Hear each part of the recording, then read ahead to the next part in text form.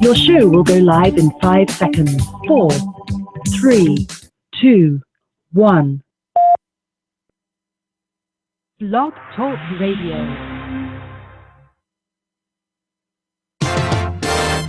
Now, get ready for uncensored sports madness. It's Dave in the City on Locks of the Week Radio. Coast to coast, internet sports talk, Locks of the Week. Doc Rivers continues to time and time again not get it when it comes to getting... Oh!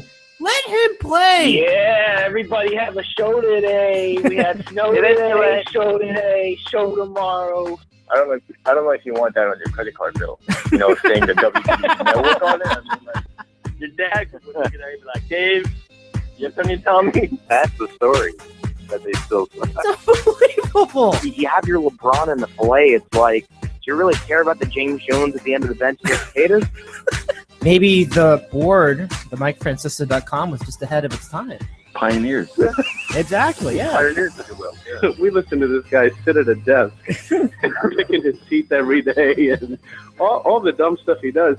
But it's not like we're changing the dial. We like Mike. You know, we hate Mike. We love Mike. All that back and forth. Bingo. Unbelievable. San Antonio Spurs, Dave. What do they say about them? They're boring. They're boring. From Los Angeles, this is Dave in the City, brought to you by Locks of the Week Radio. Now, here's Dave Medina. Good evening, sports fans, and a pleasure to have you here for the big Thursday show. Good to have you with us on our final of 3 shows covering the Super Bowl this week. It was great to have you with us all this week, and we'll give it a big flourish to wrap it up. Tonight is our prop bet show. Tom in Virginia will join us. Kevin on the Cape, also known as Junkie, will join us. And we will cover all the props that matter to us, most of them zany. And, I was looking for some really goofy ones this year. And there's some pretty good ones, but I was a little disappointed. I thought there'd be more of that variety. But we still have the really, really good ones to finish us off tonight, including the very popular Gatorade bet, which we'll do at the end of the program. The end of this spot. Then after that, we will give our predictions for the game, and I will give my exciting, long, very well thought out and well produced prediction for Super Bowl 49 this year from Glendale, Arizona. And, if you think about the Super Bowls that have occurred in Arizona in the past, there were 2. Super Bowl 30 was where it started in Arizona. And granted, it wound up being maybe it wasn't as good of a game as it looked in the final score, but it was a fun game anyway. Cowboys versus Steelers. Steelers got intercepted multiple times. Larry Brown had 3 of them. Or maybe 2 of them, or 3 of them. Well, you got to ask other disaster. But just an incredible performance by the Cowboys and some unlikely heroes. You never heard of him before. You never heard of him again. And most people will think that was the coach of a whole lot of teams in the NBA. But no, it was a guy that intercepted passes on that day of Neil O'Donnell. The second of the Arizona Super Bowls from my memory, Super Bowl 42. The first Super Bowl after the construction of the new University of Phoenix Stadium. A big upset. The Patriots going for the perfect season, undefeated going into the game. And then the Giants, against very high odds, came in, shut down the Patriots, and then in improbable fashion won the game and even saved off a would-be Patriot comeback towards the end. Giants beat the Patriots. Jackie and I were talking about this the other day. 17-14. And for a team that had been scoring so many points during the year in New England, and that did not pan out. So it was just a great memory. And so Glendale, Arizona, or Tempe before that, had certainly hosted some great magic in the Super Bowl. This year with the Seattle Seahawks and the New England Patriots, we expect more of the same. we'll see if that turns out to be true or not.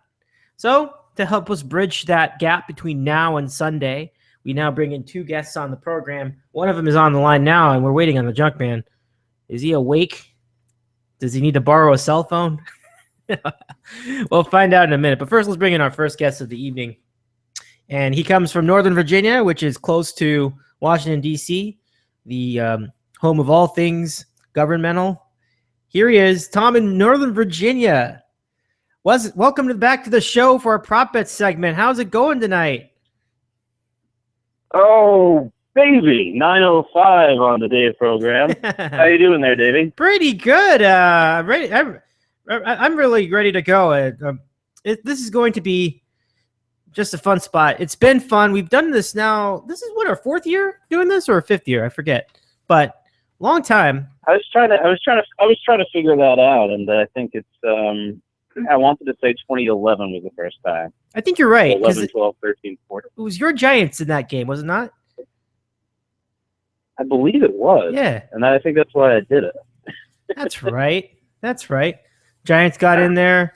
Not nearly as big an upset that time, but they did beat the Patriots in Super Bowl 46. That was in Indianapolis, I think. So it was, 11, 12, 13, 14, 15. So it might be the fifth time, isn't it? Well, 11, 12, 13, 14. Well, no, because we did it in early 2012 because it was for the 2011 Super Bowl. So, yeah, no, you're right. Yeah. Yeah. So this would be 11 into 12. So that's 12, 13, 14. This is 15. And so, yeah, wow, number 4. And next year we should break out the champagne. That's right. Okay. It would be an anniversary for the three of us doing the spot. And I think this is where we were doing this, and then I don't remember it. It was like the Junkie alluded to this last week, and he said it was like the first time we really did a spot, like Junkie and I, and then you were with us at the same time doing the spot. And he's right. It was the first time I remember him really being on the air for an extended period of time. I think. It very well could be. It might have been, because I remember June. Well, no, actually, maybe not, because we did random questions in summer of 11. But I think that's where you really got to, like, things really took off. You always cited that as like the turning point to where the show really got like really juicy, so to speak. So anyway, Tom, good to have you with us. So what's the weather like? I'm assuming not as bad as up in the Northeast. It's not as bad as it is up in the Northeast, but right now it's like freezing rain outside. So when I was walking up my driveway after work, it was slippery and all that stuff. But we didn't get much snow. We got about maybe a half an inch during the huge storm. They predicted like 6 inches for us, just like they predicted 30 inches for New York City, and that didn't happen. But we got like a light dusting, and enough for me to have fun with some snowdrifts in my Jeep. But other than that, I'm just I'm actually hoping for a lot of snow down here. That'd be fun. Coming from New York and living in New Hampshire for so many years, I got used to snow and I started hating snow. And now that I'm down here, it's like, please just give me something. Yeah. That's funny. It's not it's kind of like you don't know how good, you don't, it's almost like you start to really appreciate it when you're away from it. Right. And, but you do get some snow, right? In Washington. Yeah. I mean, I'm trying to think, like 2010, I think it was either 2010 or 2011 where we got this, massive 3-foot blizzard, and they couldn't dig us out for probably 2 weeks or whatever until the buses were running. And, wow. The metro was closed for, the same amount of time. It was really a disaster down here. And then I remember last year, maybe the year before, God damn it, time flies. But I know New York got it, and it took them like 2 days to get Queens operational, and people were complaining. I'm like, yeah. You don't understand. DC deals with snow very differently, and it took so long to get us out of that 2.5 feet, 3 feet of snow. Oh wow! That the equivalent in New York. I mean, they have so many plows, they have so much everything. And I think at this time last year, I was down in Atlanta, and they had just gotten that dusting of snow that shut down the whole city. Oh, that's right. I didn't know how bad it was. Yeah, that's right. Yeah, I didn't know how bad it was until you actually see the whole city shut down, and you realize, this is actually a pretty big event. You can make fun of it, but Right. They just don't know. They don't know how to deal with it. And It's just you can different. be the best driver in the world, and it's rare. I mean, how can you be prepared for something like that? It doesn't happen so it doesn't happen very often. It's kind of a tribute almost to the city that it doesn't have to deal with this stuff as much, you know. It'd be no different than like how other cities would deal with a mudslide or an earthquake. You know, it's kind of like the same idea. We were so used to it. We're kind of just, it's old hat for us. So I totally get it. You're totally right. Like when we had that earthquake here in DC, it was like the craziest thing ever. People were panicking. I thought it was fun. I'd never experienced an earthquake before, but everything started shaking, and I'm sitting there like, this is kind of cool. Is this an earthquake? I guess so. But there were people freaking out and screaming and crying and stuff. I didn't know what it was, but I started feeling it like this can't happen. This is DC. But, but a lot of people didn't know what to make of it. But it was funny though. I wish we'd have more. It was great. Why not? Yeah. All right. So we now have our friend Junkman on the phone. So Junkman, welcome back to the program after having you on last night. Junkie, how you doing tonight? Sorry, I'm late, Dave. I had a case of the hiccups. I was trying to get rid of them. They're still here. So I decided to just suck it up and call in. But yeah, so every once in a while I may hiccup. All right, no problem. How long have you been drinking for before this, Junkie? Be honest. Be honest. I'm always honest. You don't need a caveat for that. I always tell the truth. It's 9, 10. I'd say an hour. I got home at maybe an hour and 15 minutes. I got home at 7:45, close to 8. Yeah, so I had a beer while I was making dinner, and I'd say 7:45 till now. I was just insinuating hiccups, but I don't. It's definitely not that because I'm only on my third beer. I'm slowing down in my old age. But I'm trying to do like the water. Every few things mix in more water, and I'm like, it's 9 o'clock. Let me chug this glass of water because I got to talk for an hour. And I went a little overboard. I spilled the water, and now I'm hiccuping. It was a disaster. I don't know why people drink water. It's so stupid. It is dumb. I got a nice bourbon next to me. So. Not a fan of the water. Abraham Bowman, a little overboard with trying to hydrate and what people tell you to do and drink all these. What they tell you to do is an absurd amount of water I'm supposed to drink per day. 10 or 12 giant glasses. It's just too much. It's like not a camel. I'm not a camel. I mean, there's at no point in my life as a we'll call myself a middle-aged man, relatively smart. Am I going to be deprived of water? It's always going to be there. Maybe I take it for granted, but I shouldn't have to chug thousands of gallons of water at a time. It seems like too much. Well, I mean, it can. Yeah, you're right. I mean, it can't. It's not realistic. Those numbers are always unrealistic, aren't they? But at any rate, hopefully we're well hydrated enough for the show. I've been getting some. When we were kids, they used to tell us we had to drink the same amount of milk, which was so stupid too. I never used to do that crap when I was a little kid. My mom had 6-8 glasses of milk. That was ridiculous. Who would drink 8 gallons of milk? Did you go out and buy milk before the storm? Because you got to buy milk before the storm. Yeah, good question. No, I don't buy milk. I don't buy milk before the storm. All right, Junkie. All right, Tom. Let's get this thing on the show on the road. We have a lot of good bets, and like I was saying, I was a little disappointed in the lack of the really funny bets, novelty bets. We've had some good ones tonight, but I was expecting maybe a couple more in that arena. But we've got some good ones here, so I'll present them to you along with our typical bets, which cover every facet of the game. And let us start. As we always do, the game usually starts with a coin flip, and we will start with that as your first prop bet of the evening. And good to have you both with us. And good to have you with us here on YouTube, youtube.com/user/DITCOW, @DITCOW to follow the show. chat at blogtalkradio.com/daveinthecity/dit. Yeah, that's it. So here we go. Coin flip, which apparently Heads has been getting so many bets lately, according to our friend Coach. He said that they were some places were adjusting the odds so that Tails was actually getting more odds. But in my source, it's the same odds for both. So it's 105 apiece. So here we are. So Heads or Tails.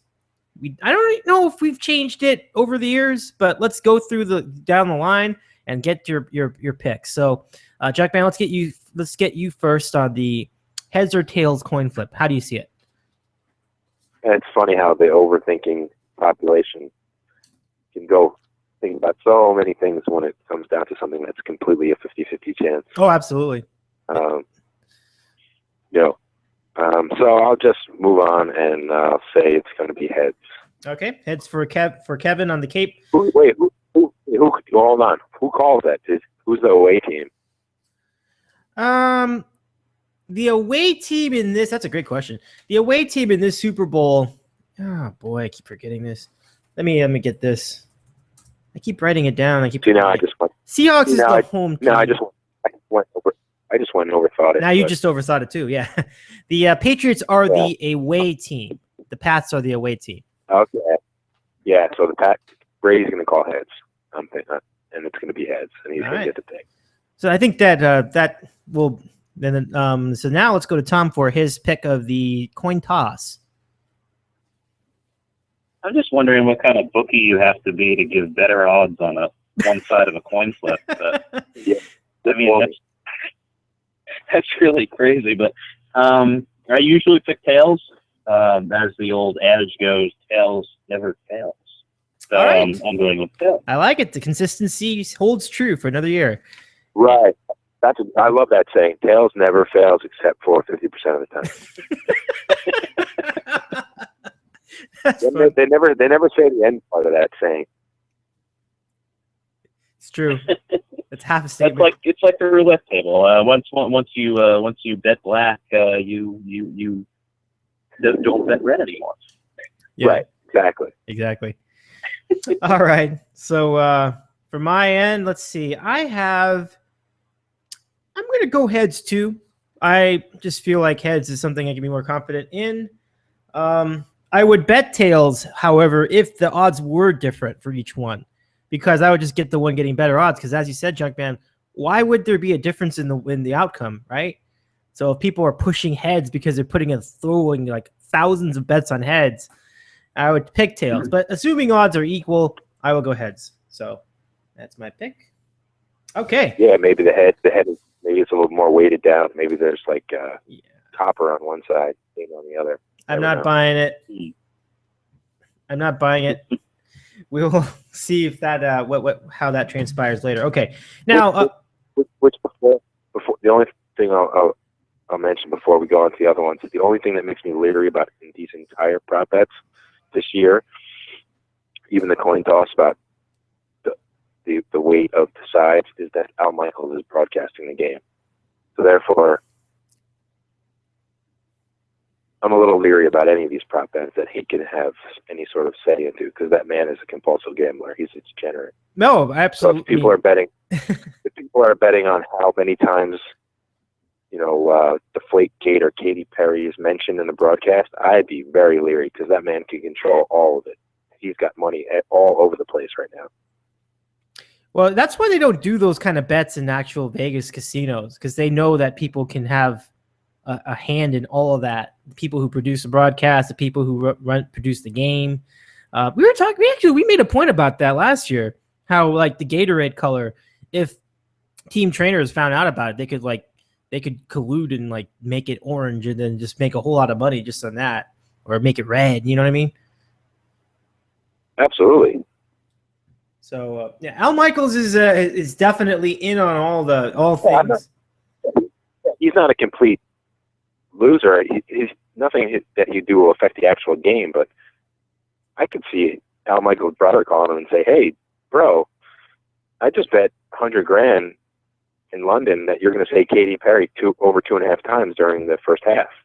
Help me out." Like, how hard is that? That's not hard at all. Mix it into a couple of Oh, Michael's nothing that will affect the actual game, but you know, make your brother some money. I think there should be an Al Michaels prop in here, and if it's not, I'll bring it up. I'll bring it up myself, but we'll get to that soon. And you know what? I think you got an idea what it is. But for now, let's return to our regular bets. No, and the prop is basically like, is he going to make references to the point spread or the over/under? He always does.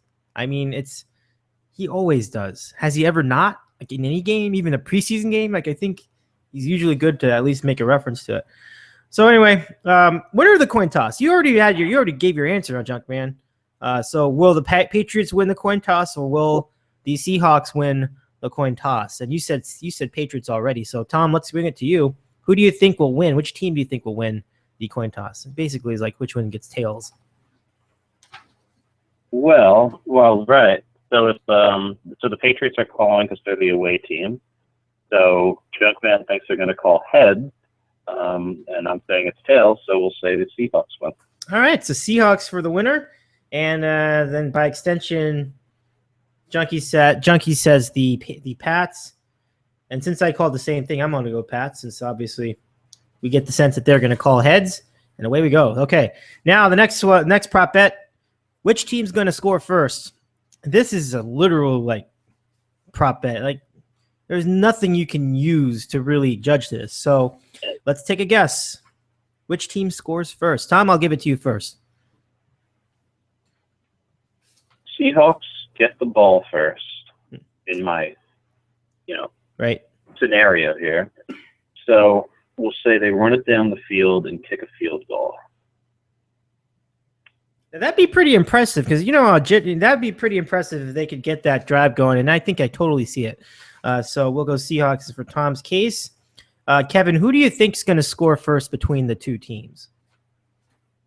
I'm with Tom. With the Seahawks are going to score first, even though I think the Pats will get the ball first. I don't think they're going to score in their first drive. I do think it's going to be 3-0. Seattle will be the first score.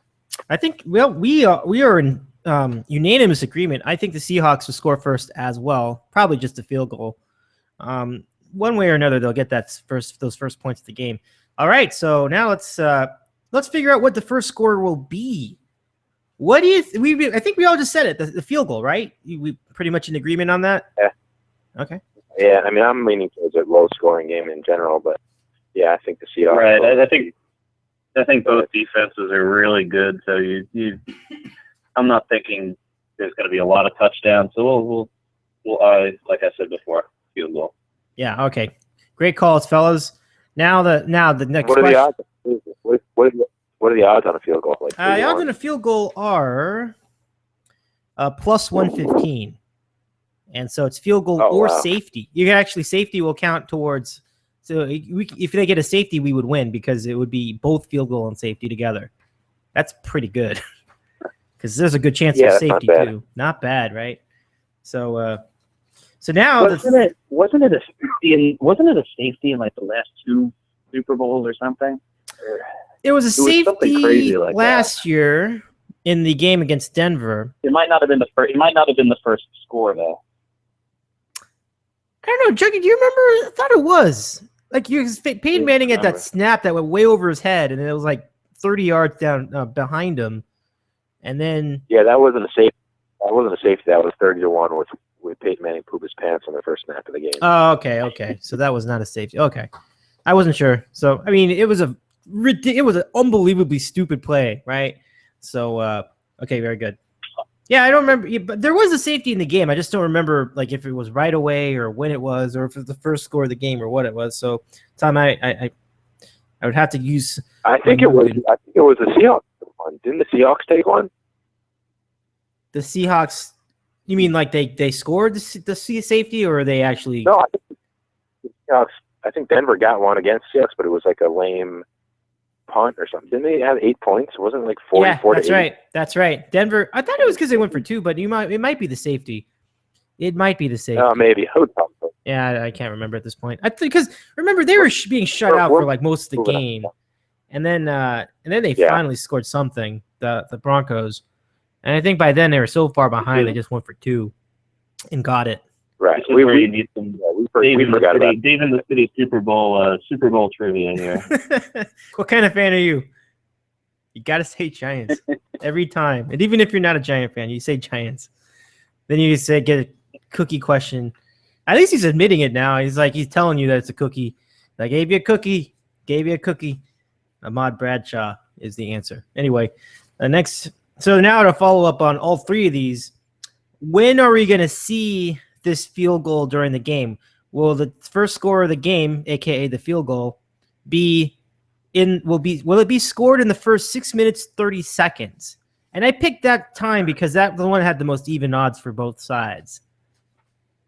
So will they score within the first 6:30? Junkman, what do you think? I say no. So that's a no. Okay. Tom, what do you say? I'll say yes, just to be on the opposite side. Okay. So first 6:30, because in my scenario, that means the Patriots would actually have to punt first. So I would also say no.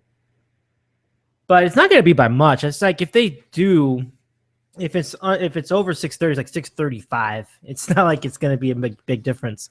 So that's a good over under. Okay, so now next follow-up question. Will the first half be combined both teams? Will the first half have over 12.5 points or under 12.5 points? So Tom, we'll give it to you first. Well, I have to tally up my we're going to say over. Not a terrible choice. Not a terrible. Based on my overall prediction for the game, I'm going to say over. Okay. Now, Kevin, you have it next. What do you think? Over or under? Over under for the first half. Just the first half. Just the first half. Yeah. I mean, yeah. As a former betting person, I would take the over only because the total for the game is got to be. I didn't even look at it, but it's 48, 45, or yeah, pretty 48. close. So 24.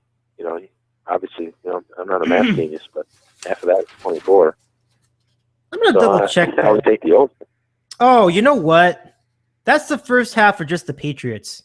Oh, excuse me. So. See, Dave, I knew you were. That makes sense. All right. Yeah, that's. I'm glad I didn't go under. Jeez. yeah. I think it's a little different when you talk about just one team. I was. I was about to bet everything I had, which is not much. Yeah, it wouldn't have made sense to be. It's like if it was 12, then the over/under for the game would be like 25. It would be pretty bad. Like it would be a low-scoring game. So, okay, that was Harvard versus Yale in 1909. Yeah, seriously, poorly produced. It's like a Rutgers game. Okay, so let's forget that one. Do you want to do it over/under in the first half? I can give it to you. Sure, why not? 20 Okay. and a half. Yeah, it's going to be in the 20s, obviously. So let me just pop it up for you right here. All right. So Super Bowl bets. Let's get it to you. Okay. So first half over. Okay, here we go. So the first half over/under is 24. 24. So what do you think? Over or under? Just under. It's going to be so close, but it's going to be 13 and Seahawks. Just under. Okay, just under. All right, Tom, what do you think? I'm going to say under. Because I don't think it's going to hit 48. So, but that's a later bet. But I'm going to say under as well. I too will say under because it's you always have to account for the first 5 minutes where teams are just getting out the jitters. I've never really seen a game go out to a fast start in the scoring, so I'll say under as well. Okay, so now to the next prop bet. All right, here we go. Will the longest touchdown of the game be over 44.5 yards or under 44.5 yards? Longest touchdown of the game for either side. Under. All right, Tom? Are there any odds on this, or? Yeah, the odds are. I have the odds with me all the time. So the odds on that are, we have. But they're actually giving the same odds, 115 apiece. So minus 115 either way. Okay. Why don't I say over? Let's say Brady throws a really long pass. Something happens, and since they're deflating the ball and everything, they might get the long touchdown. It's clearly it makes so much of a difference in the game. I know. Oh my, yeah, the talk of the nation. So I will go over as well because there's always the chance of a potential defensive breakdown somewhere in the game. I think it's just nerves. Like I think someone will mess up and someone will go for like maybe 46 yards or 40 or 47 or 50. Yeah, like maybe Marshawn Lynch will break a tackle and he'll just go the distance. It'll be like 60 yards. So, I mean, it's probably not going to hit, but but I feel like my odds are in good hands. Like there's a good chance of it, a good enough chance where I'll go with it. So I'll go over as well. So Kevin has under. Both of us, so Tom and I, have over 44.5 for longest touchdown of the game. I think that is my lock of the week bet right there. I don't think Russell Wilson can throw the ball 44 yards, and I also don't think that the Patriots have a receiver that can actually run 44 yards in a row and catch up to a Tom Brady. I believe Tom Brady can throw a ball 44 yards, but I think Danny Amendola's hamstring would deflate. On to catch it. That's true, though. I don't think they'd be able to catch up with that ball. That is like sure you can have some guy break the tackle, right? But who's going to that doesn't even count a punt return. Something longer than that, a score. But I feel pretty confident. Right. I think would a punt return count in that whole thing? Maybe it would. I don't know. I would say it would, but I don't think we're going to have them. Yeah, I think that. Yeah, that's a very interesting question. Yeah, but 44.5 though. Yeah, both teams cover pretty well. So yeah, I really don't think a kickoff return is going to happen in this Super Bowl. Record that. Maybe we'll see what happens. But and then the other thing is, what if there isn't a touchdown in the game? Like there'll be like one touchdown total between the two teams, or maybe 2 or 3. Like it's not going to be like a very high scoring game to start with.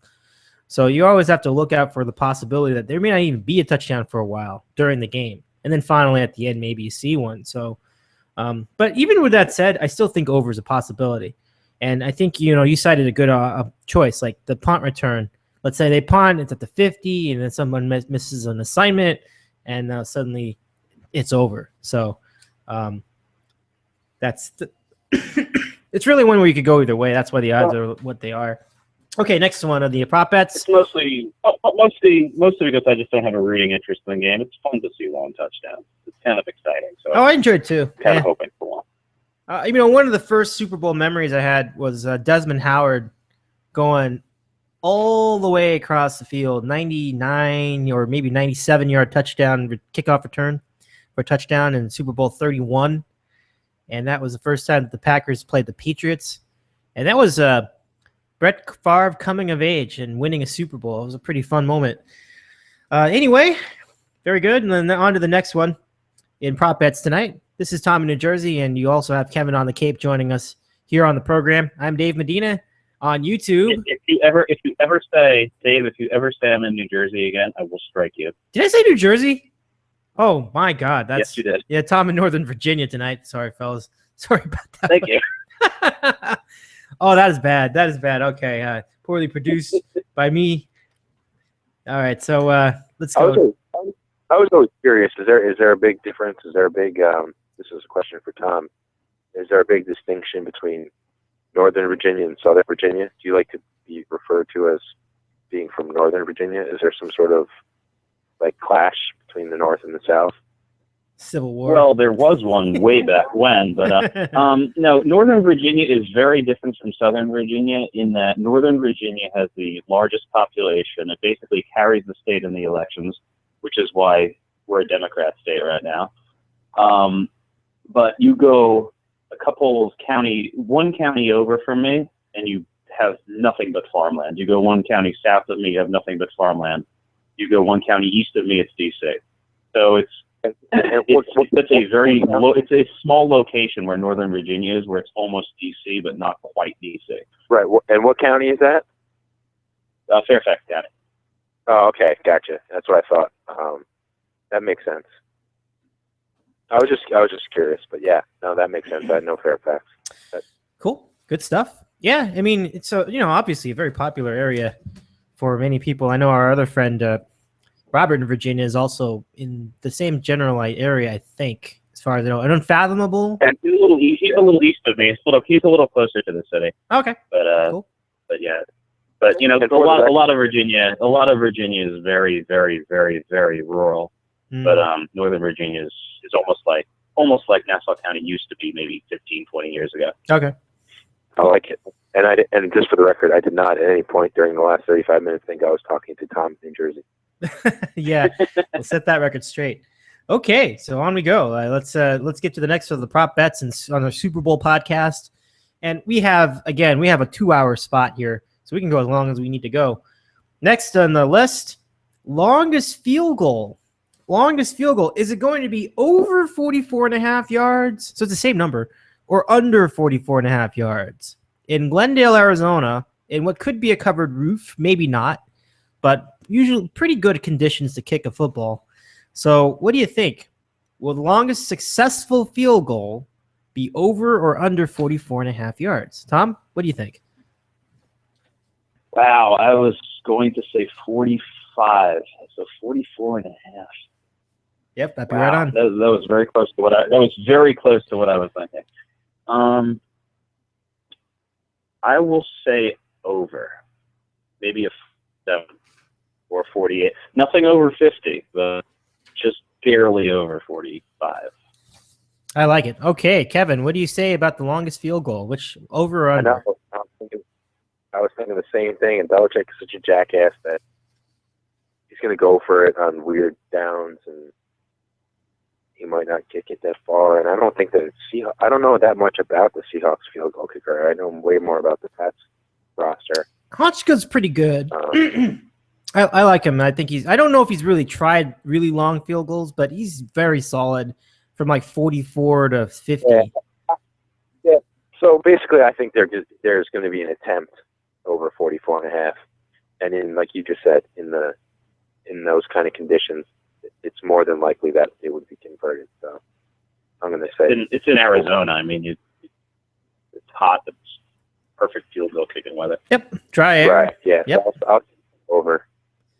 I don't think there's going to be, like I said, like Tom said, I don't think there's going to be a lot of them attempted, but I think 1 or 2 maybe, and the ones that are will be converted. I really think that there'll be like a 47-yarder in this game, something like that, maybe 46. So I'm going to go over. All right, so that's it for field goals. Now here's a great question. All right, do you think there will be a scoreless quarter in the game? Tom, a scoreless quarter. What do you say?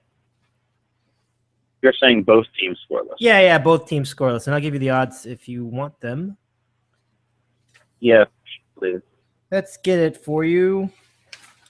Okay, so scoreless quarter. Yeah, that's a great one. I love that's a very okay. So a scoreless quarter in the game, yes, is plus 215, which means it's getting odds, and no is minus 275. So it's a pretty big favorite.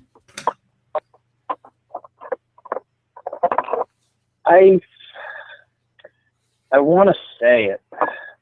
I'm going to say no. I mean, I have to say no, just because somebody's going to put up a 3 spot at least.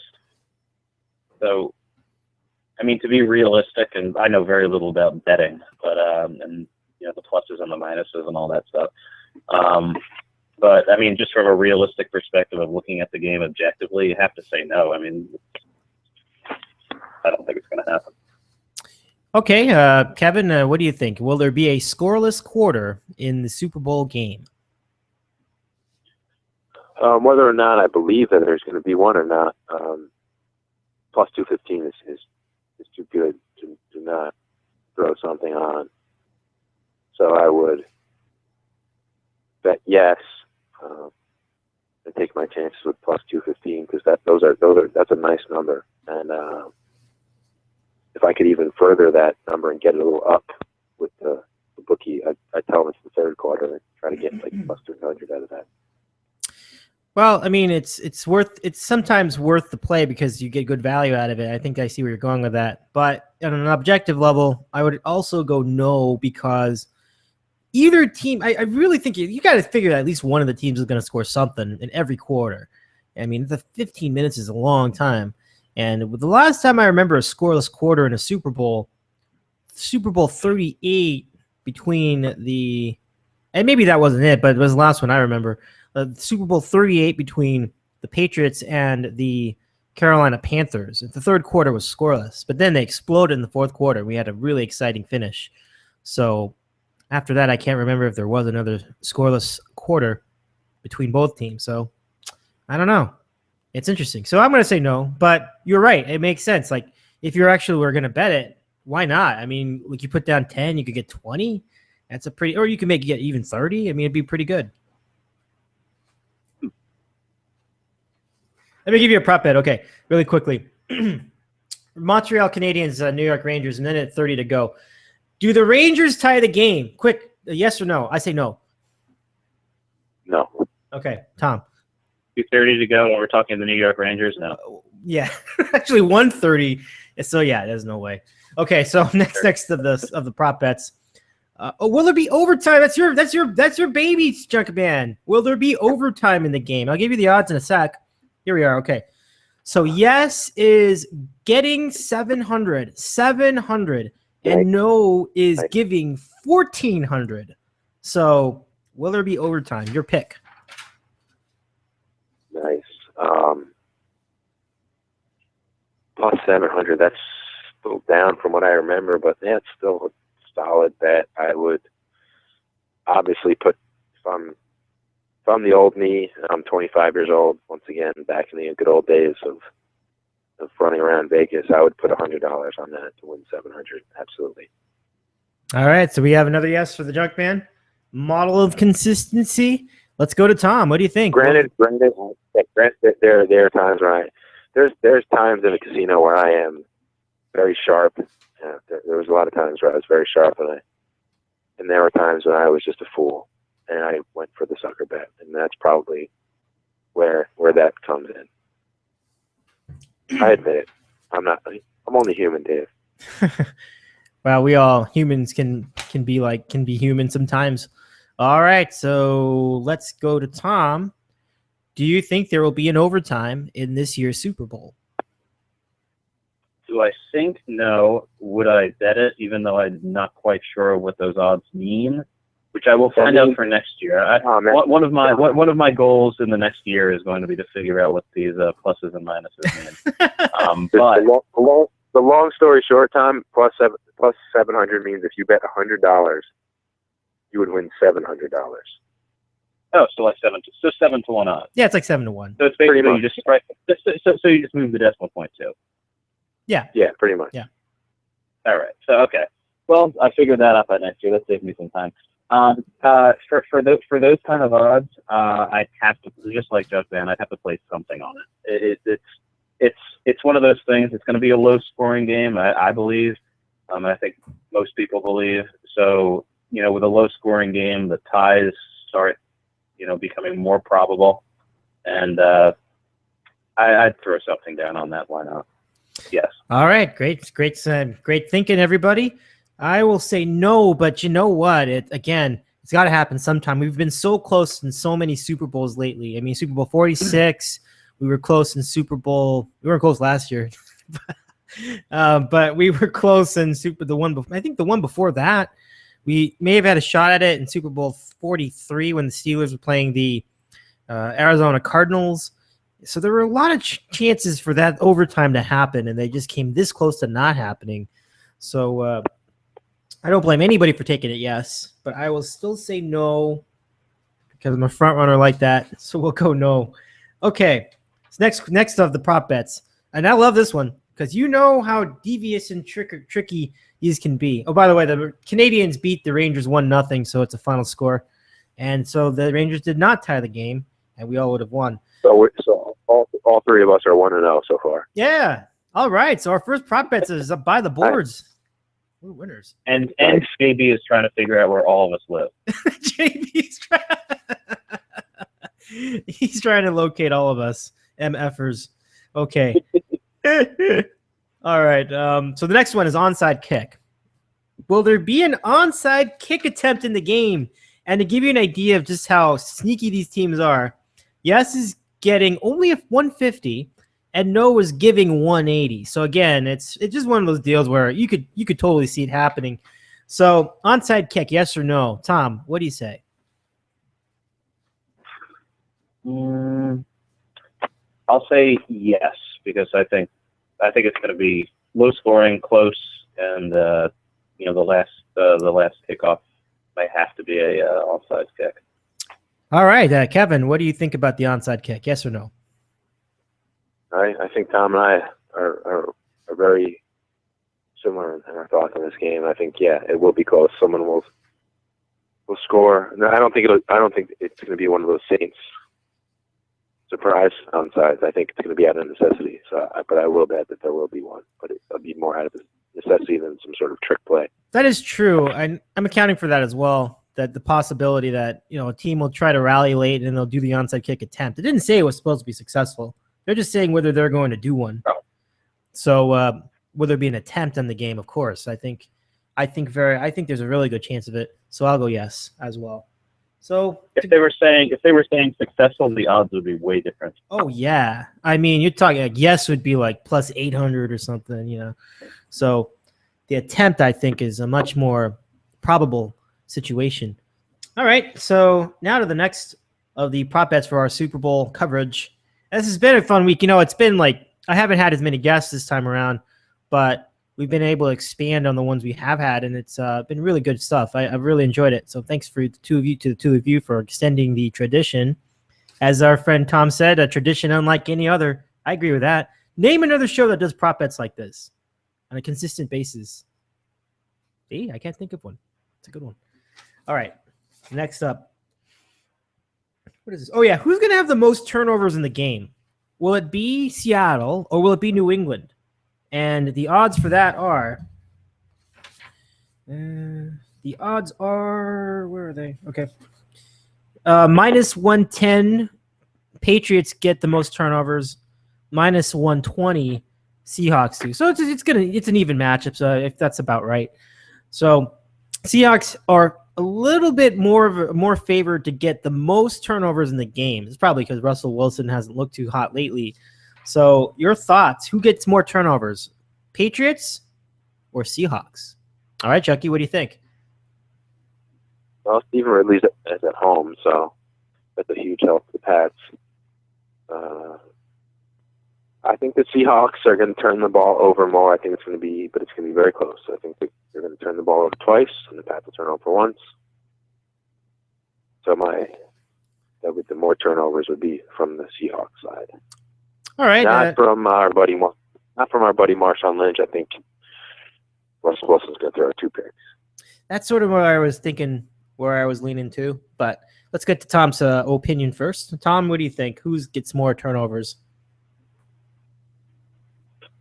I'm going to say the Pats are going to fumble once and Brady's going to throw an interception. And I think like Junkie said, the 2-1 type thing is going to be the case, but I'm going to say the Patriots have more. Believe it or not, I don't think this is going to be a lot of turnovers in this game. No, exactly. Like there may be a total of 3 combined. Maybe. Probably less. At most. I'm sure that's a prop bet too. Actually, that is a prop bet. Let me see if I can find it. Terrible job. I should looked at that. Anyway, that is a great prop. Yeah, I'll look it up. Okay. Anyway, let me give my opinion on this one first, though. Yeah, I see Russell Wilson turning it over maybe 1 time or 2, but I'm gonna say that the Patriots will turn it over more. And I think it's just because there's so much athleticism in the Seahawk defense, whether it's at corner, whether it's in the secondary, or whether it's in the linebacking position, or whether it's in the line. It's a very athletic defense and young too. So I mean, Darrelle Revis is great, but he's not young. He's not super young. But the other guys on the Seahawks, all of them are like either hitting their primes or in their primes or about to hit their primes. It's crazy. So I will say Patriots get more turnovers. Yeah, go ahead. Never underestimate the Patriots' ability to turn the ball over in a big situation in the Super Bowl. As a Giant. Yeah, that's right. That's right. All right. So let's look that up. That prop bet about most number of turnovers. That's a great prop. Let's look. Let me see if I can dig it up here. Game props. Here we go. All right. So most number of turnovers in the game. And I don't know if they're going to give us the option to pick like the exact number or not, but let's see if I can find it here. Just so you guys predicted about 3 turnovers, right? So we do have interceptions and fumbles between both teams as an over/under, but I don't have total turnovers yet. Well, if you add those, if you add the 2 over/unders, they might. Yeah. Very good. Kind of an idea. Very good point. Very good point. Let me look at shoot. I'm just checking this. Let's see. Yeah, okay. I'll get to that a little bit later. But but yeah, the over/under for both of those, by the way, whether it's fumbles or interceptions, is 1.5. So let's just say the over/under was 3, like you said, Tom. Let's say 3. Do you think it'll be over or under 3? I don't think it's going to be 3. I think it's like 2.5. But let's say it was 3. Over or under that? Tom, what do you think? I'd have to say under. I'm just. That's the. I mean, like I said, the 3 is pretty much right on the nose. If you have 2.5, then I'd. Oh my gosh, I have it. I found it. I just found it. The over/under is 2.5 for total turnovers. So let's say it's 2.5 now. What do you think? That's a rough one. That's got to be pretty even, right, in terms of odds? Yeah. Actually, it says apparently not. It says over is negative 130, and under is even, which means it's not as favored. So more people think it's going to be over than under.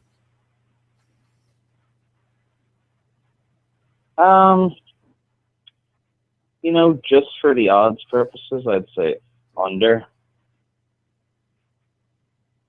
Okay. Junkman, what do you think? Over 2.5 or under 2.5? Under. I'm going to be a little bit of the black hat with relish here. I'm going to go over because I think it's going to be exactly 3. So, and I mean, under is probably the better play, to be honest, because like you said, there won't be that many turnovers. Like we said, 3 is going to be the max, but I feel like that extra turnover will be there. So I will say over, even though it's probably not getting as good. The odds are, bigger on that one by a little. Okay. Now let's get to the player with the first touchdown. And again, we don't know when that's going to happen. It may happen late in the game. It may happen in the middle of the game. It may happen in the beginning of the game. So I will give you the choices for first player to score a touchdown. Here we go. Okay.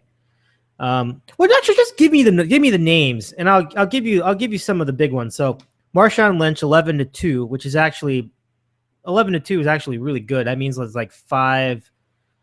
Like 6.5 to 1. So in other words, it's a really good odds of it. Rob Gronkowski's 13-2.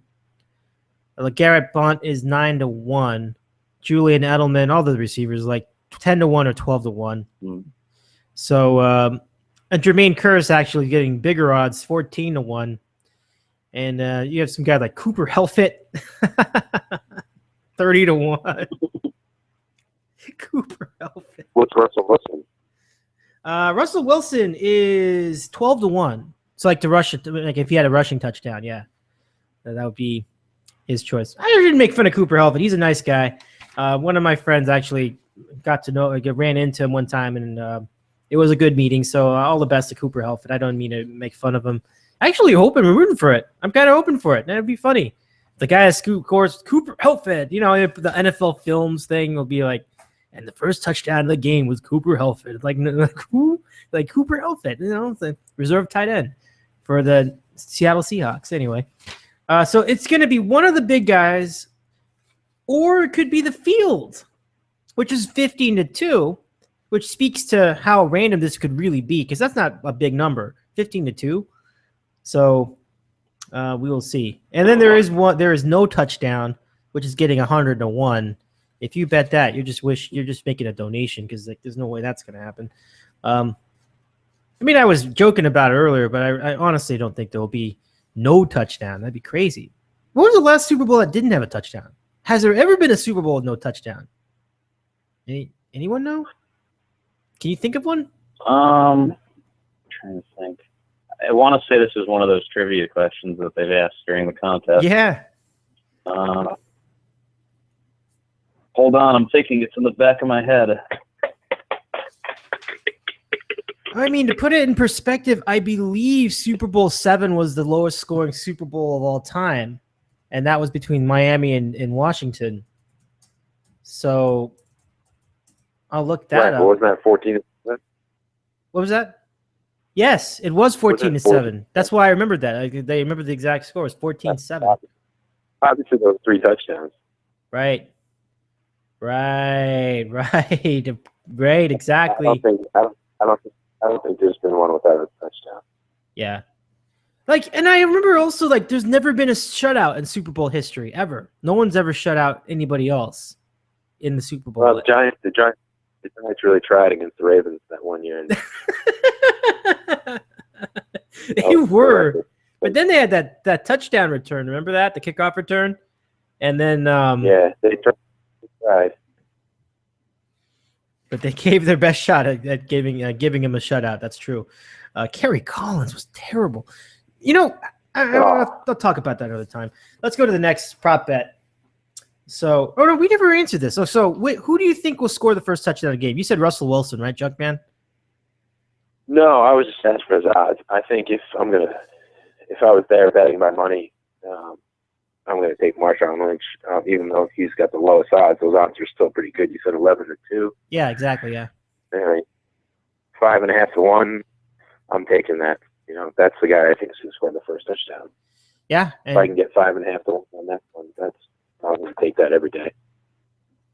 That's a nice move by you, Junkman. I will take it too. Now let's go to Tom for his pick. Who do you think will score the first touchdown? I hate to run the board on that, but Marshawn Lynch, I'd love to see score a touchdown to see what he'd do. Because it would be really interesting to see how he reacts to scoring a touchdown in the Super Bowl after the fines and after everything. So, and especially if they ask him about it, especially if the media asks him about it afterwards, and to see what his response to that would be. But I mean, it's something I'm pulling for if he scores a touchdown. So why not? All right, so I think that's a triple checker and a checker. I like it. We like it. He likes it. That's a good one. Question: will Marshawn Lynch? It was a question like how many times, or will he grab his crotch in the end zone during the game? And amazingly, they were getting the same odds either way. So just out of curiosity, this is not an official one, but do you think he will grab his crotch in the end zone, Junkman? I do not. I think I have a lot higher opinion of Marshawn Lynch. I think he's going to come up with something new, and it's going to throw them all off guard. He's going to do something strange, like pull a rabbit out of his ear, or something that they're not ready for. So I think he knows they're looking for his crotch, so he's going to go with something different. He seems like he strikes me as the kind of guy that would just love to troll the rest of the media like that. So I'm going to go no. It'll be something else. Tom?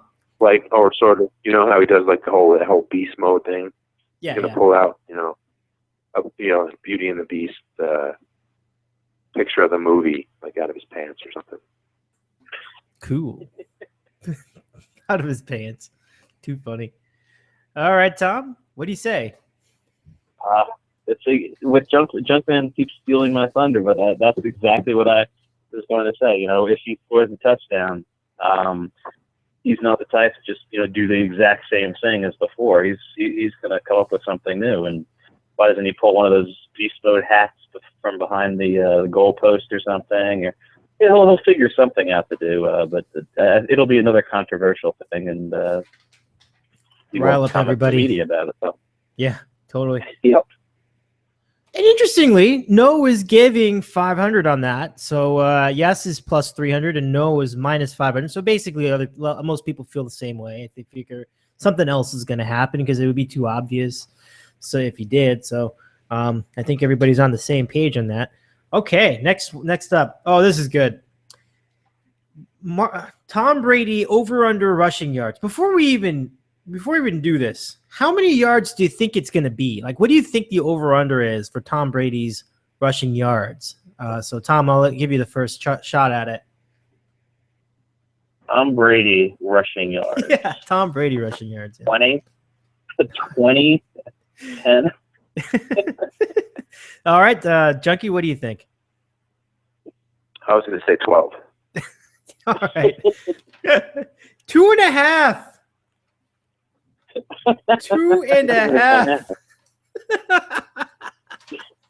That was an awesome. Well, I'd have to go. I just have to go over on that, but not by much. Not by much. Oh, I agree. It won't be by much. It'd be like 6, but I would also have to go. I mean, it's tremendous. It's a tremendous line. So over is minus 125. Under is minus 105. So the Vegas does not think much of his running ability. Junkie, what do you think? Over 2.5 or under 2.5? Excuse me. Out of as ridiculous as this is going to sound, I'm going to bet the under, even though that goes thing. I think his coach, I think his wife, I think anyone involved in the New England Patriots, his owner, is going to tell him, you do not run. You do not go anywhere. Throw the ball out of bounds. I do not want Jimmy Garoppolo to have to play in this game. Just throw the ball away. Just don't even risk any sort of bodily harm to you. Right. So I'm going to say under. I'm going to say even if he does run for a first down, he's going to get sacked a few times, so it's going to result in a negative anyway. That's what I was thinking too. On under 2.5. I love it. These are great responses. So under 2.5. I mean, if he just takes a step, he might get it. It's funny. I'm gonna say over because as I was saying, like it's logically, I think over would probably be the play, but it wouldn't surprise me at all if it was like 0 or -1 rushing yards for the game. Not at all. Not at all. Not even close. So very fun one, fellas. Good stuff. Okay, now for the final of the regular bets. Who is going to win Super Bowl MVP? A lot of choices. And if you want to, I can give those out to you. But among the MVP candidates, Tom Brady, the clear one, Russell Wilson, Marshawn Lynch, Rob Gronkowski, and then those are 9-5, 7-2. Lynch is 5-1. Gronkowski's 9-1. LeGarrette Blount is 12-1. Julian Edelman 16-1. Cam Chancellor and Richard Sherman are each 25-1. But those are the kind of guys that can really make some serious plays. So keep an eye on those two. Darrelle Revis 33-1. Doug Baldwin. What would Doug Baldwin have to do to be an MVP of the Super Bowl? Like, I can't even imagine. I barely see him make a catch in the game. Like, well, it's like you never have to worry about that one. So Earl Thomas 40-1, Bobby Wagner 50-1, Jamie Collins, all those guys. Jermaine Kearse is even worse off, 50-1, and he deserves it because he stinks. Braden LaFell 66-1, Danny Amendola 66-1. Like you're saying, Chucky, like all these guys they would never be able to outrun defenders. Like they would once they catch it, they're only going to make it like another 20 yards usually. So yep, there you are. I don't have a number for. Unfortunately, I do not have a number for that tight end guy. what was his name? I forgot him already. But anyway, there you are. And the field is 25-1, so you know. So who do you think is going to win the Super Bowl MVP? Tom, you got the first word. I think the Patriots just eked it out. And, I mean, it's not like they're very crazy with their MVP picks, so they're just going to give it to Tom Brady. Right. I mean, if they win it all, it's probably going to be Brady. It's usually chalk in that situation. Okay. I mean, why not? It's just the way they do it. Yeah. That's the way it's been done for years. So now to Kevin. Your choice for a Super Bowl. What was Marshawn Lynch's odds, Dave? Lynch was 5-1. 5-1. I think that's plenty for me. I'm taking him. I think this is going to be Marshawn Lynch's Super Bowl. Yeah, it's he's emerged as the theme of the Super Bowl week, hasn't he? So I was thinking that too. I think Russell Wilson could win it, but it's unlikely because I think that Lynch does more for them on the field most weeks than he does. Like, in other words, he's more valuable to them. So I will go Marshawn Lynch as well. Right. I mean, my whole thought is that Seattle's winning, so therefore I look for the guy who's going to right, totally be the guy. And I don't think it's with Brady and with Belichick. I don't think there's going to be that many turnovers. I mean, the defense, I think Seattle's going to play well, but I don't know if there's going to be a guy who's going to have 2 or 3 picks or something. So I think it's going to be Lynch. He's going to score twice, and he'll be the MVP. Yep. All right. Very good. So we have 2 for Lynch and 1 for Brady. And if the Patriots win, it's going to be Brady. I don't think there's usually many other choices in there. How funny would it be if Marshawn Lynch wins it and they're like, "Oh, so you just won the MVP? How do you feel?" And I'm just here because they're going to pay me or something, you know? It just says like 3 or 4 words and walks away. You know, to be honest, that would be great great. I would live for that. It would be awesome when they say, Marshawn Lynch, you just won the Super Bowl. What are you going to do next? And he goes, no comment. And the world just crap pants. They're like, oh my goodness, we just paid him $1 million to say no comment. So good.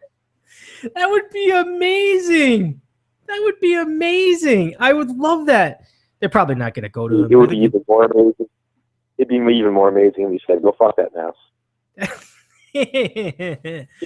Yeah. Disney's not going to have the balls to do it, though. They're not going to go up to him if he wins MVP. Disney's not going to do it. You know, I can cite a moment where it would be funny, though. I wish they would. It would be so funny if they did. That'd be just the best. Now he's got to do it. He's got to do it. I want to see what happens. This is going to be great. I'd love to see it. Oh, my gosh. Wouldn't that be funny? Okay, so now to the next of the bets. So we have a lot here to cover tonight. So we're in hour 2, which means now we get into the fun stuff, all the wacky stuff, the things about the wardrobe, the things about things about the references, the gambling Al Michaels references, stuff like that. This is where it becomes a lot of fun. So let's start. We will start then with this bet. Where are we? I'm always looking at the sheet because I got a lot of papers here. Yeah, look at the paper. All the good stuff's at the end. There's so many ridiculous, so many crazy, like Javon Curse receiving yards. I mean, the over-under could be 20, and I would still bet the under. So anyway, okay, here we go. Okay, here's a good one. All right, you ready for this? Katy Perry, will she show cleavage during the halftime show? Yes is -500. No is +300. So, fellas, let's have it. Tom, you have the first word. Katy Perry, will she be showing her babies during the halftime show? Absolutely. She has nothing else. I mean, why wouldn't she be showing cleavage? I don't understand. I don't particularly care for her singing voice. If you haven't figured that out. Yeah. All right. No, that's fair. That's her asset. So of course she's going to be showing it. All right. We have updated odds on that. People have been putting in bets on this thing. We have updated odds. It now, yes, is giving 800. That is something.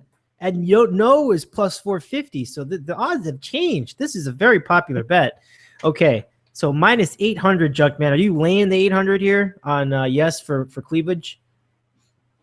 When did cleavage become so risque? People have been showing cleavage, for 35 years. No, but hers is television, famous, man. I agree with you, but hers is famous. Like everybody knows it when they see it. So I'm Three's Company made it an entire series out of cleavage. Yeah, you're right. That entire show. It was like their whole show. Why would we be surprised that if 2015 someone shows cleavage? Who cares? What's the big deal? Well, it's not a big deal. You're right. It's silly, but I think it's simultaneously why a lot of the bets are on yes, because who cares? Of course. What's the risk? So I'm guessing you'll say yes. Absolutely. Okay. I'm just going to say no, but just because I'm getting good odds on it, and if it does turn out it's a no, then it'll be a very profitable venture. But ultimately, I think she'll do it. But I just think I'm just going to bet no to be a contrarian just in case. But in my heart, it's yes. But in my mullet, it's no, just in case, right? It's a good value pick. It wouldn't be good value on the screen. You want it to be yes, of course. Oh, of course we want it to be yes. Who would want it to be no? I can't even imagine. Even women love it. No. I can't imagine it. Oh, screw it. I'll just say yes. I don't want to be that guy. I don't want to be that guy. Nobody wants sitting to be there. You don't want her coming. You don't want her coming out in the jacket, and you being like, "Yes, I got it right." You're gonna be disappointed. Come on. Yeah, exactly right. That's a good point. Okay, so we're all in agreement on the yes. All right, next up. Did we do this? Oh yeah, no, we didn't do this yet. Okay, who will have the most crotch grabs during Super Bowl 49? Katy Perry or Marshawn Lynch?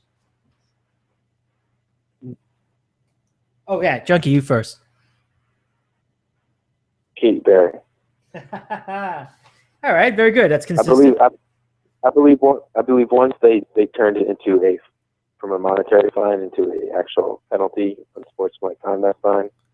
Marshawn Lynch is smart enough to not penalize his team for his own all the things he's ever done were about his own marketing, his own persona, reputation. They've never been about causing his team any damage. So once they started talking about you're going to get a 15-yard penalty if you do that, I think he's a kind of upstanding teammate. Maybe he's not an upstanding guy. I don't know the guy. But I think he's a good enough teammate where he's not going to cause his team 15 yards and have his kicker kick off at the 40-yard line. I mean, at the 20-yard line for something, to get him some publicity. So okay, I think he's going to be on his behavior on the field. All right, sounds like a plan. Tom, your thoughts? I think Junkie is spot on there. Just, and plus, I'd rather see Katy Perry grab her crotch more than I would Marshawn Lynch. So. I would actually rather see Marshawn Lynch grab Katy Perry's crotch. That would be something. That's good. That throws an extra little thing in there, doesn't it? That'd be. Yeah, how would that affect this bet? Like, it would be who had that. Oh wow, that's like mind blowing right there. That's pretty good. Okay, so we all think Katy Perry will do more with the crotch grabbing in the Super Bowl. That's a fun one. Okay, up next. Let's see what I have here. What color will Bill Belichick's hoodie be? And the choices are. Nice. This is the best one. That's a good one. Wait, so hold on. Don't even tell me, Dave. The choices are gray, grayer, light gray, or dark gray. That is good. Well, you got the gray is a definite part of it. Let's give you the choices. So the choices are gray at minus 120, blue, and it could be like a dark blue, even odds, or red at plus 750, and red would be completely unlikely. So I mean, he wore red during Super Bowl 42, but I think it's just it was the wardrobe of the time. It was the only time I've ever seen him wear anything other than gray or blue. So, gray or grayer. Grayer is not a choice. So you actually have a nice setup. It could be super gray and you'd still win. All right, Chucky. So you've outlined the prospects. What do you think? Is it going to be gray? It's going to be gray only because, like you just said, he wore red. They lost. I could say on an outside crazy chance, maybe he wakes up and he's feeling a little fancy, so he goes with the blue one. Or his girlfriend says, "Wear the blue one. Your eyes look nicer." But he's gonna go wear the gray one. I mean, let's be honest. Yeah. All right, Tom. What do you think? They've been out of a hole. They've been winning. I'm sure he's as superstitious as any other athlete, any other sports guy. He's gonna wear the gray. Can't argue with that. So, Tom, what color do you think Bill Belichick's hoodie will be? Well, the obvious choice is gray. Everybody thinks it's going to be gray.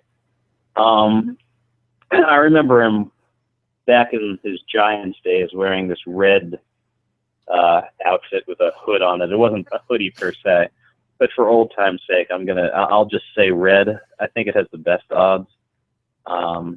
And we'll see how it turns out. But I think it's going to be gray. I mean, who wouldn't think it's going to be gray? But I'd place a bet on red. I'd place a bet on red for old time's sake. Cool. All right, so we have you officially for red, but emotionally for gray. I'm going to go gray as well. And again, like you said, you like your chances. And you said, if you wanted to be even super gambling guy, they're the away team, so that means they're wearing the blue ones, right? Blue jerseys. So maybe he does wear the blue. Maybe, but yeah, exactly. Like they would wear. I think the Seahawks said they wanted to wear their white uniforms because of the superstition of it working out last year or something like that. We'll find out on Sunday, but yeah, I think you make a good point anyway. Okay, next up, Super Bowl prop bets with Kevin on the Cape and Tom in Northern Virginia. Here we are. Will Bill Belichick smile during the game on camera? And that goes from when the game starts to the final whistle of the game. So not after the game, but only during the game. Will he smile on camera? Will you see him smiling during the game? What was that? This is the most ridiculous prop bet I've ever heard. Will he smile? Who is judging what a smile is? What about a smirk or a grin? Or I mean, I think those would judging all this. But Could he smile? Smile when they pull off a trick play? Maybe. I mean, what? Or that is dumb. I wouldn't. You're not even participating. Right. Who is the smile guy?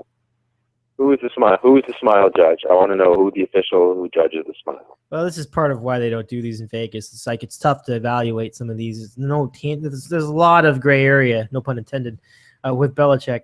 So let's ask Tom the question. What do you think will happen with Bill Belichick? Will he smile during the game? Given all of the definitions of a smile, a smirk, a grin, a slight or upturn of the sides of the mouth, assuming all those are considered smiles, I'm going to have to say no.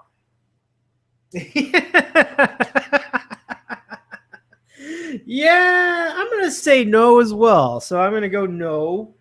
And Junkman is not applicable, and you will say no, and I will say no. So this is basically, oh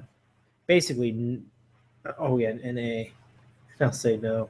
That never changes. He never changes his facial expression. He always looks the same. Always. Maybe after the game he'll be a little different, but during the game, no way. Okay, up next. Okay, Junkman, this is for you. You ready for this? Okay. Actually, let me do this one first before we get to this. So I'll give the one for you is coming up, but first we have Giesle Bunchen. How many times will she be shown on TV during the game? The over-under is only 1.5, and it should be. I don't think it'd be much more than that. Over a 1.5 or under 1.5?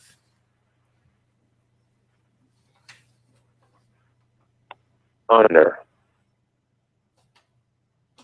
Okay, Tom? I was gonna. It's funny. I was gonna say 2, and was gonna say under 2, but 1.5 is right in between there. Why not over? I'd like to see her more. No argument there, but I'm going to go under anyway. I think it's just going to see it one time. So, and there's a really good chance of 2, but I've said that about how many times are they going to mention John Madden during the game, and they really came close. So that was a different Super Bowl, but whatever. Okay, next up on prop bets, Super Bowl prop bets with Kevin on the Cape and Tom in Virginia. Again, in our 4th year doing this spot. Here we go. Now this one's for you, Junkman. Here it is. Will Al Michaels refer to the point spread, total, or the over-under, or odds to win the game, any prop bet during the game broadcast? Yes is plus 150. No is minus 200. What do you think? Yes, plus 150. Definitely, he's going to make some sort of. Yeah, you're right. My guess is, just from listening to him over my long years, it's going to. I can even pinpoint it. It's going to be a reference to the over/under late in the 4th quarter. He will make a reference to that, the total score. Yeah, he does that a lot. The over/under, more than any other game, more than anything else, he references that over/under a lot. And the over/under is 48. So we'll hear from him, I think, in the 4th about that. Okay, Tom, your thoughts. I say, given the national prominence of the Super Bowl, you might try to tone it down. So I'm going to say no. Well, those degenerate gamblers that are sitting here trying to figure out the prop bets. I know that's funny that we're discussing it like this. Well, he did make a reference with everybody watching the game and the national spotlight on him. Super Bowl 49, he made a reference to the over/under in the game. No, it was actually the point spread, I believe, where it was towards the end of the game and the Chargers had a chance to backdoor cover against San Francisco. And it was a huge point spread, the largest in Super Bowl history to date. And he did make a reference in that near the end of the game. That was documented. So I'm going to say yes. I've never really seen him not make one. So I was actually surprised that the odds were so good, or he was getting the odds he was on no. I'm sorry, that he was getting the odds he was on yes. I thought it would be like plus maybe 105, but he's plus one. What was it? 175 for that right here. I wrote it down. Plus 150, yeah, and it was plus 200 earlier in the week too. So I kind of blew it. Should have jumped on that earlier. Okay, so let's go to the next of the prop bets. Let's see. It's kind of a weird question. I'm not even going to do it. Like, there's a question about will Robert Kraft or Paul Allen be shown more during the game? I mean, do you guys care? I don't care. No, I think I saw that one when I was looking earlier. Yeah. Kind of unnecessary. Okay. Well, now we get to the home stretch. Oh, there's a good one. Will it be mentioned during the game that Pete Carroll was the last head coach of the Patriots? And Junkman, this plays right into your point that Al Michaels can. This is a tough. These are always tough to do because like he could see this prop bet and he could have an influence on whether this actually happens or not. So, do you think they will mention Pete Carroll's prior career with New England? Yes or no? Absolutely, yes. Yeah. All right, so now let's go to Tom. Do you think they will mention his prior career with New England during the broadcast?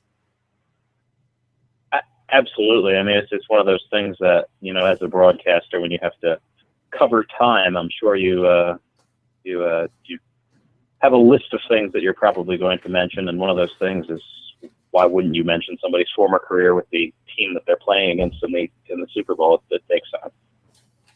Yeah, I think so too. Because I mean, not only will they mention it, I think they might have like a whole like highlight package of it. They might show a clip of him like in New England, like this is what he used to look like, and now here he is, like doing a Super Bowl appearance. So, and I absolutely think that they'll do that. They might even do it during halftime. So I would certainly put that down.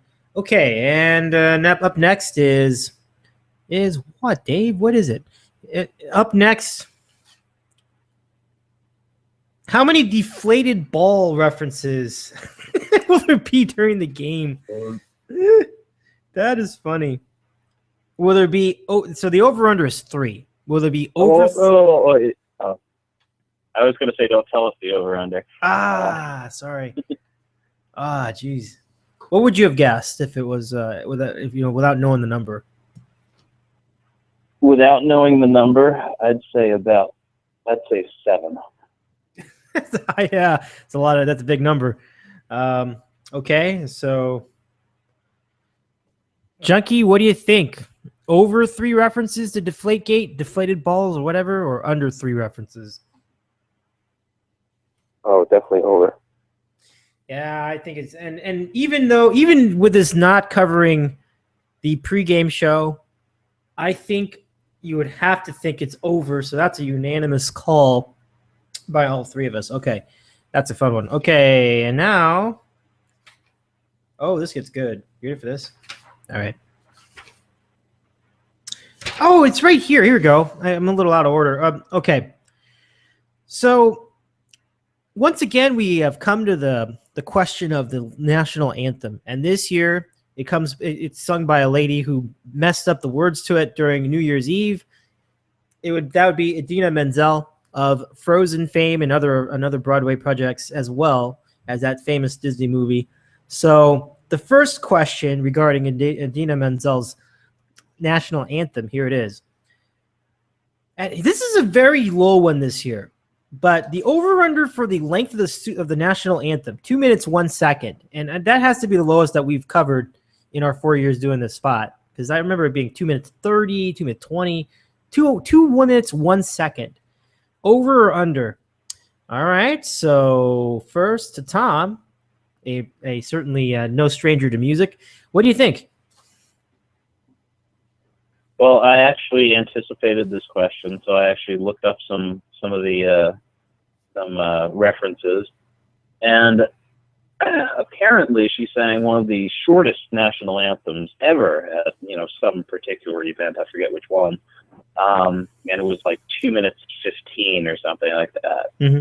And I listened to it, and it seemed like she dragged it on quite a bit. So it's very surprising that 201 is a low number, but I'm going to say over, because they do like their moments in the spotlight. So right, I'll say over to that. Okay. All right, Kevin, over 201 or under 201 for the anthem? Over. That is a low number. I'm going to go over 2. So I will say over. Okay. So here comes the best question of all from this anthem. Here we go. Will Idina Menzel forget or omit at least one word of the U.S. national anthem? She did it on New Year's Eve. Will she do it again during the Super Bowl? Yes is plus 450. No is minus 700. They think that she may have learned her lesson. So, Junkman, what do you think? Will she botch a word of the anthem? No, she won't. She'll nail it perfect. I mean, she may mess up a note, but then I don't think the words are going to be messed up. So I'm going to say no too. She will not mess up the words of the anthem. Tom, your thoughts? The New Year's Eve one was like the outdoor ones in Times Square or something like that. Yeah, it was outdoors, cold, all that stuff. Yeah. Yeah. No, I think she'll do fine. It's outdoors, it's cold, and they made a big deal about her missing a note or something. I'm like, at least she's saying it live. And yep, you know that. So that's a fair point. So I'd say she doesn't mess it up this time. It's Arizona. It's nice, it's warm. Maybe a little bit dry, but I'm sure she'll hydrate properly. So I'll say she does a good job of it. All right. Well, here we are again to the final few in our prop bets. It's a sad but bittersweet, but also happy moment because we had a good time. Let's do the Nielsen TV rating. And this year it could be interesting because, the NFL has taken a hit in the PR department. So the question to you is, will the TV rating be over 47.5? And that's about, what a typical Super Bowl rating is. It's very, very, very high. And playoff games have been getting like ratings in the 40s. So will the TV rating be over 47.5 or under 47.5? Very good question. Junkie, you first. I think all this stuff is going to give it the best rating that it's ever had. I think people are going to be tuned in more than ever. It's kind of silly to say, only because ratings are always huge. Wow. I'm going to bet on that. It's going to be. I don't think people are going to turn it off because of the stupid deflated balls. I think people are going to be. You got the defending champs. You have the Boston market. You have the people in New York rooting against Patriots. You're going to have a huge number. All right, Tom. It's your take. Do you think though TV rating would be over or under 47.5? Are we talking national or New York? That's perfect. I love it. Every year, let's do it. And national this time. Every year, I got to do that. Got to do it. Of course. Got to do it. But it would not be a process if I didn't do that. Absolutely. So I'm going to say under. Okay. I mean, it's there's a lot of intrigue and a lot of let's look at this guy or that guy or what Marshawn Lynch is doing, or look at the Patriots and they're deflating the ball. And, they're trying to hype this thing up, but I don't know if it's going to work for your average fan that isn't really into football anyway. A lot of people watch the game, but I just don't think it's really gonna meet up to the standards of previous years. So I don't think it's gonna go over. I don't think it's gonna go over over either. So I'm gonna go under as well. And I was trying to look up last year's Super Bowl rating just to give you guys an idea of like where we're coming from. And they always say, well, it has record number of people, but number of people grow every year too. So it's kind of like, yes, the number of people can be bigger because the rest of the country is getting bigger too. So that's always the trick about it. Why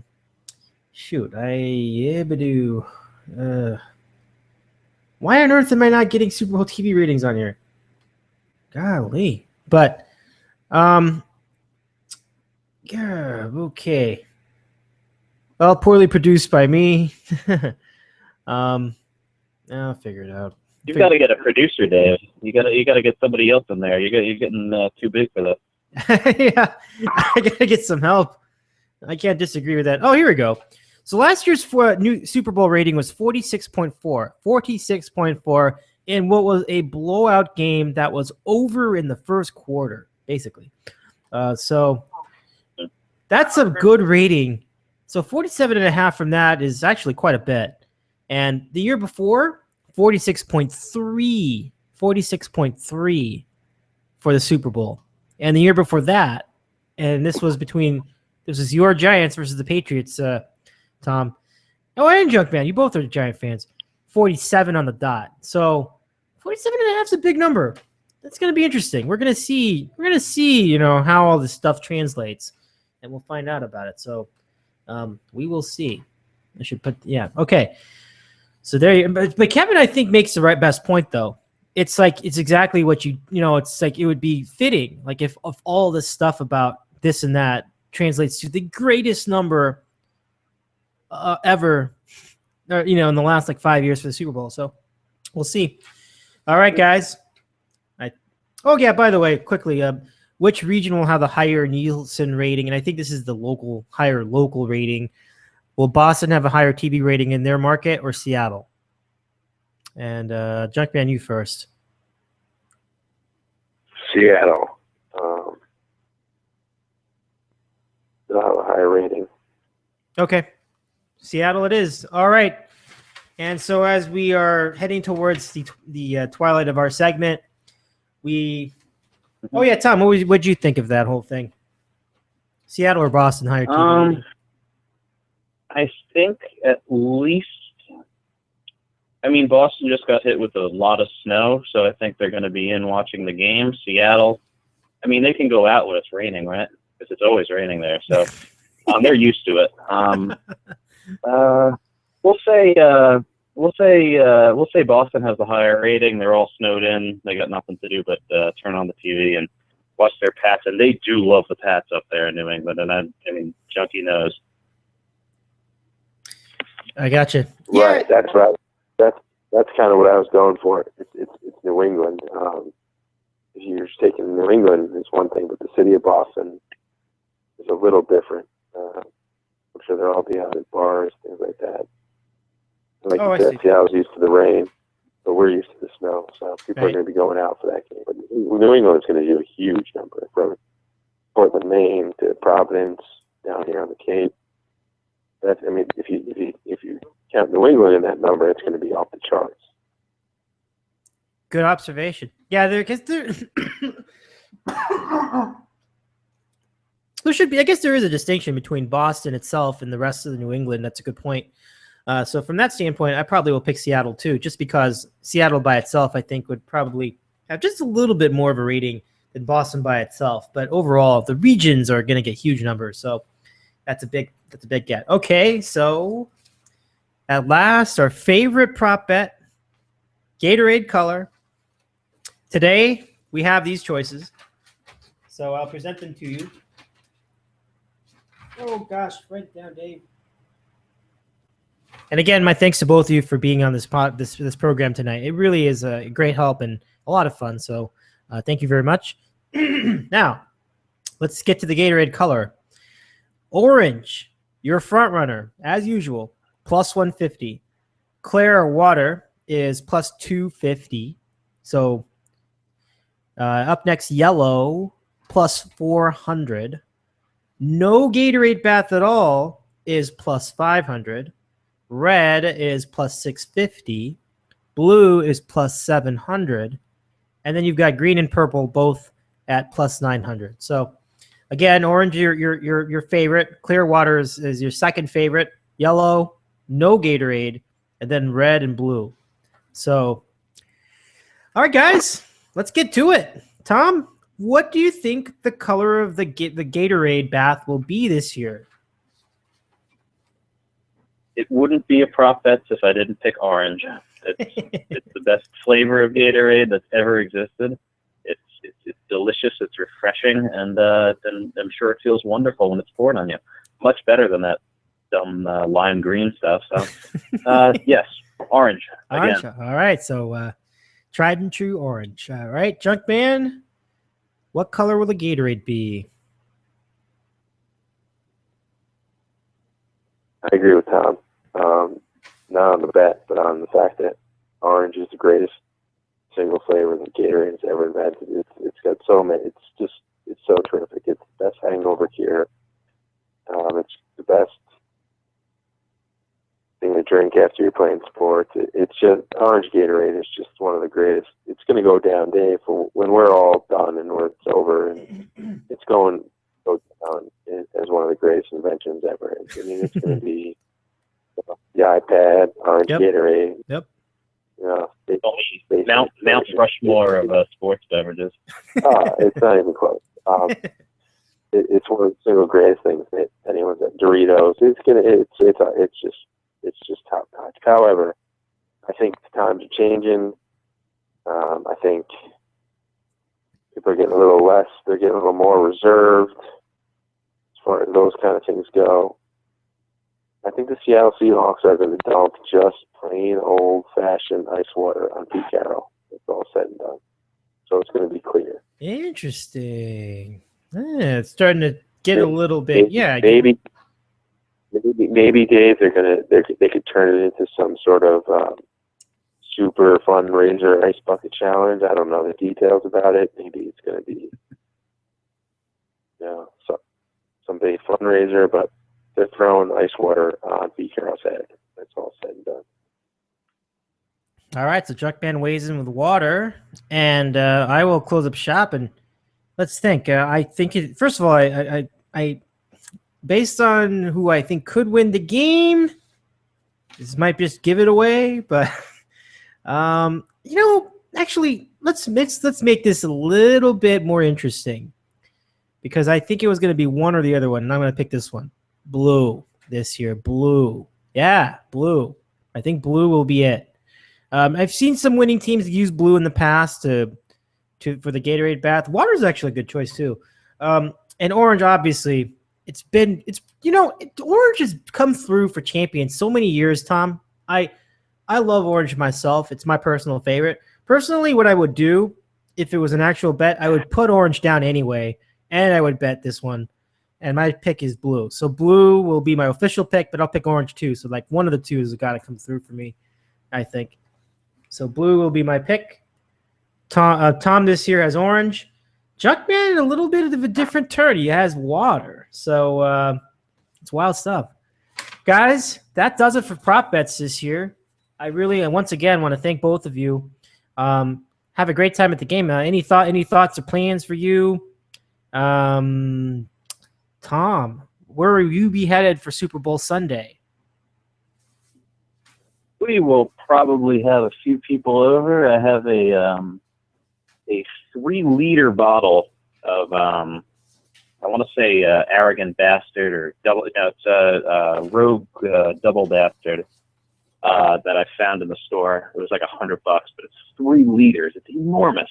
Wow. So we're gonna crack that open, probably order a bunch of pizzas and stuff, and just have a wonderful time. Oh, that's great. Arrogant Bastard will be a start to a great party. I love that beer. That's a good beer. Nice going. 3 liters. It's tremendous. 3 liters. I love it. Tremendous, bro. All right. So absolutely. Okay, Junkie. Will you have the privilege of watching the game this year? Just for the record, Dave would be throwing up after the first liter. I couldn't possibly get that far. You're right.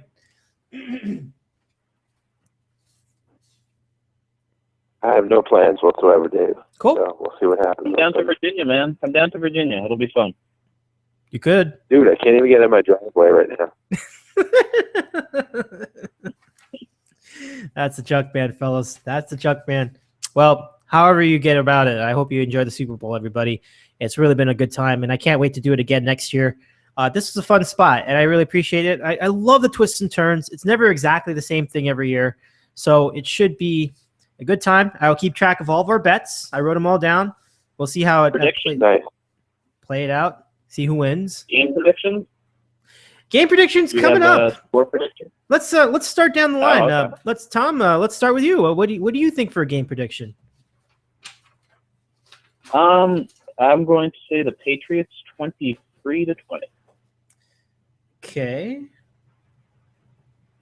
Oh, that's a classic score. If they win Super Bowls, it's usually a score just like that, you know? So, okay.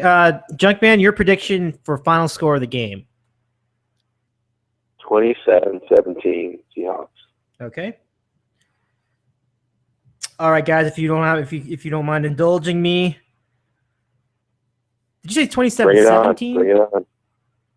27-17. Okay. I'm sorry, my voice is starting to go. Oh, sorry, man.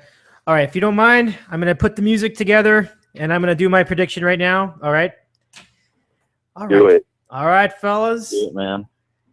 Well, it's going to be an exciting matchup between two teams that have really prided themselves on their defenses. Truly one to remember, one season to remember for both sides. The Patriots coming out of looking terrible, getting slammed by the Kansas City Chiefs and being written off for dead. Nobody gave them a chance against the Cincinnati Bengals, but they came out firing, and they were rolling their way through the season. They had their foibles along the way, but then they went into the playoffs and just had the time of their life. They took down the Colts, made it look easy. They just survived the Baltimore Ravens earlier in the playoffs, and the Patriots looked ready. Then on the other side, you've got the Seahawks, who had their own lumps to deal with. They lost early on to the San Diego Chargers. They looked like they weren't the same team they were a year ago. They got kicked around by the Rams and somehow managed to almost come back in that one. But here come the Seahawks with 6 consecutive wins to end the season with a big playoff victory, although a tough one against the Carolina Panthers, and a near miss, but they survived with an unbelievable comeback for the ages against the Green Bay Packers with that defense. Perhaps not as good as they were last year, but a team that has got it going on, and I think they're hitting their stride at the right time. Marshawn Lynch, beast mode for a reason.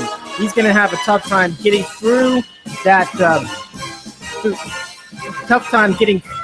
going to have a great time with that Patriots defensive line. That's the thing. The Patriots have a great defense, but the defense is all on the corners. What are they going to do to protect the middle of the field? I think that after a while they're going to get worn out.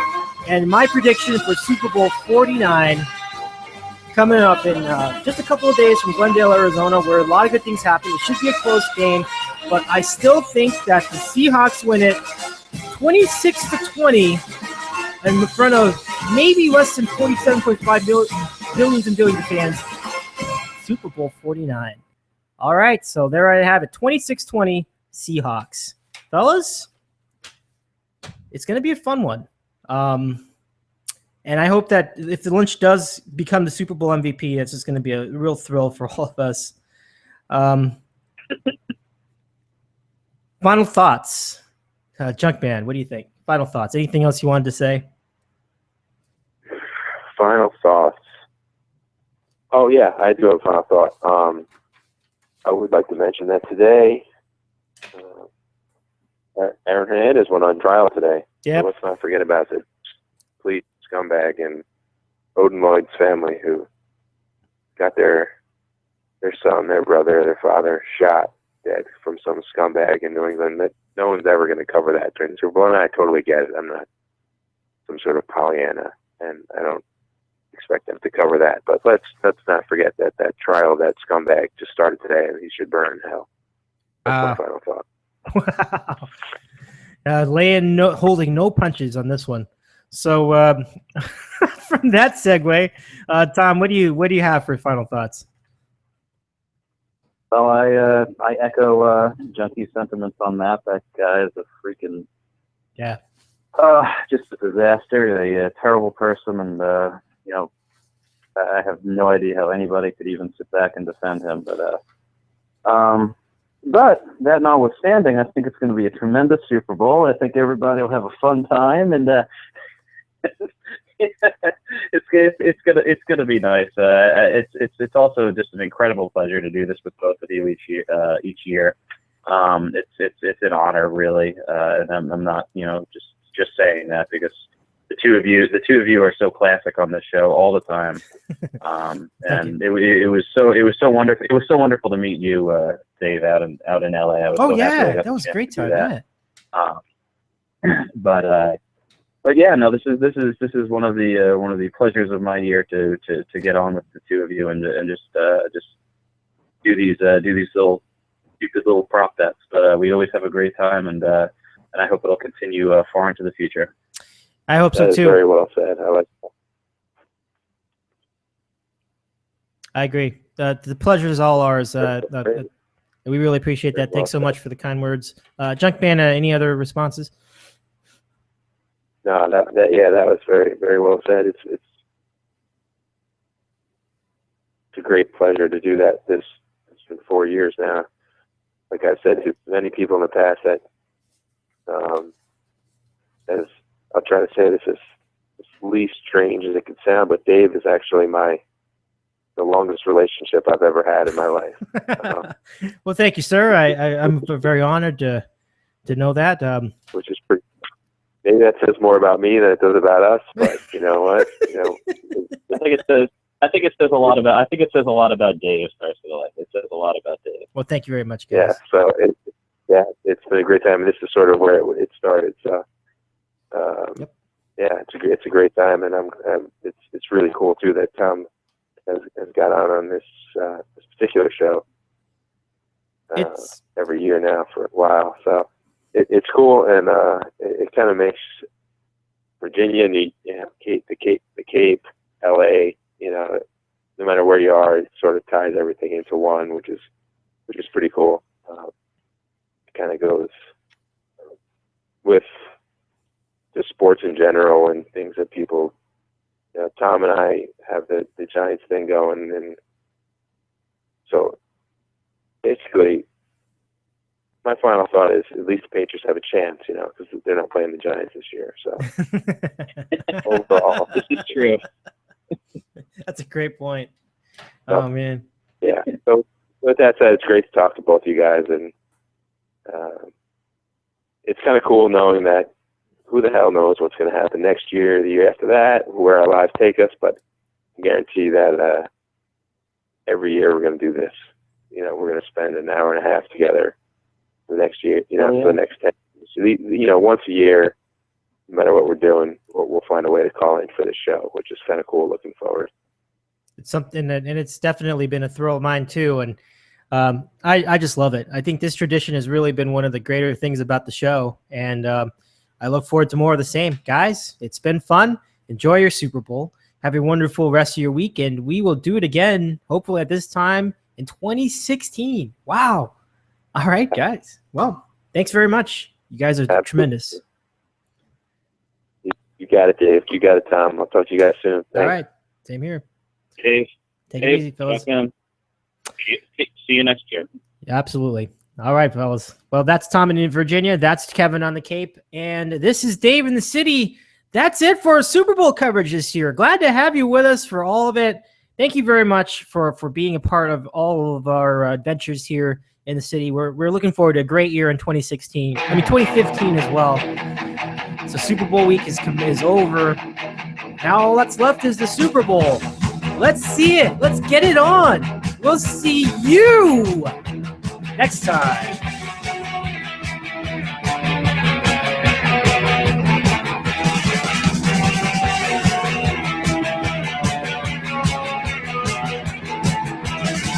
So you wanna